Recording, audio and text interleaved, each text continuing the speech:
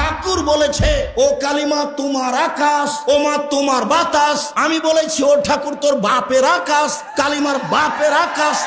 ঠাকুর জাতির শত্রু, ঠাকুর বাঙালির শত্রু, ঠাকুর জাতির শত্রু, ঠাকুর বাঙালির শত্রু, ঠাকুর ঢাকা বিশ্ববিদ্যালয়ের শত্রু, ঠাকুর বাংলা ভাষার শত্রু। আরে ঠাকুর হলো ইংরেজদের দালাল।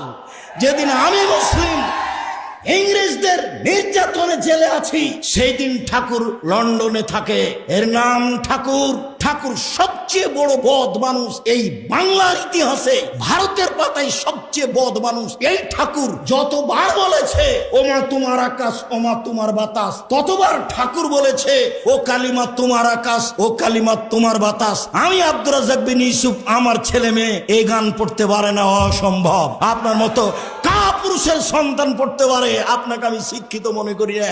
আমি যে অশিক্ষিত আপনি এই কথা আমি আজ থেকে না 30 বছর আগে বলেছি। আপনাকে, আপনার ছেলেকে, আপনার মেয়েকে, আপনার বাপকে, আপনার জাতিকে, আপনার বংশকে যদি আমি অশিক্ষিত প্রমাণ করতে না পারি, জাতির সামনে বক্তব্য দেব না।